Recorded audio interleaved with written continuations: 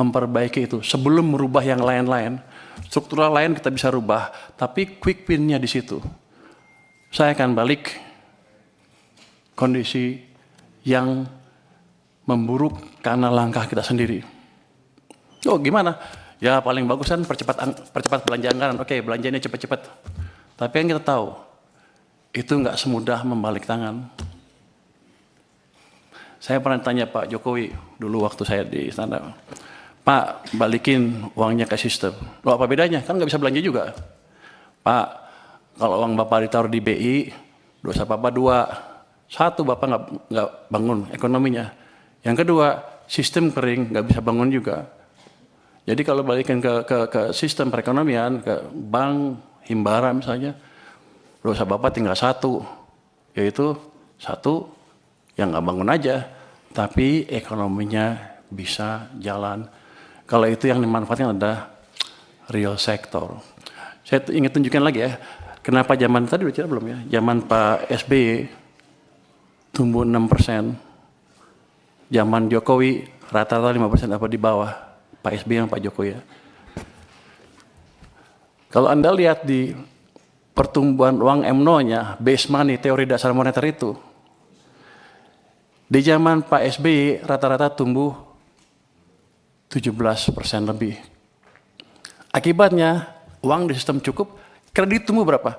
22%. Jadi pada waktu zaman Pak SBY, walaupun dia nggak bangun infrastruktur habis-habisan, private sector yang hidup, yang menjalankan ekonomi. Itu berhubungan juga dengan rasio tax. Ketika tax private sector yang jalan, dia akan lebih banyak bayar pajak dibanding pemerintah. Tax ratio kita tumbuh 0,5% lebih tinggi dibanding ketika zaman Pak Jokowi. Pada zaman Pak Jokowi, uang tumbuh hanya sekitar 7% MNO-nya. Bahkan di titik-titik itu sepanjang tahun, 2 tahun terakhir sebelum krisis, itu tumbuhnya 0%. Memang ekonomi sedang dicekek. Cuman saya nggak tahu waktu itu karena saya di maritim. Jadi begitu 2020 saya diminta bantu, saya kaget. Pak, kenapa begini Pak? Bapak bangun apa-apa mati-mati pun nggak bisa. Karena mesin ekonomi kita pincang. Hanya pemerintah yang jalan, sedangkan yang tadi 90% berhenti atau diperlambat.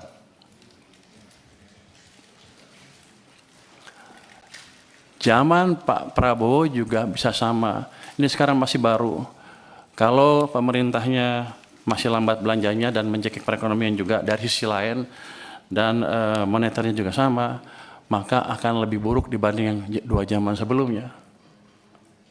Dua mesin mati. Jadi tugas saya di sini adalah menghidupkan kedua mesin tadi, mesin moneter dan mesin fiskal. Nanti saya mohon restu dari parlemen untuk saya menjalankan tugas itu. Langkah pertama sudah kami jalankan. Saya sudah lapor ke Presiden, Pak, saya akan taruh uang ke sistem perekonomian. Berapa?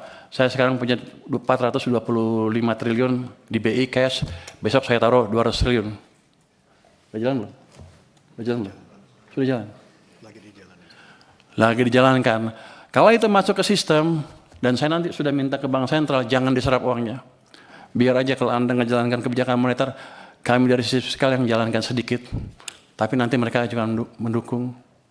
Artinya ekonomi akan bisa.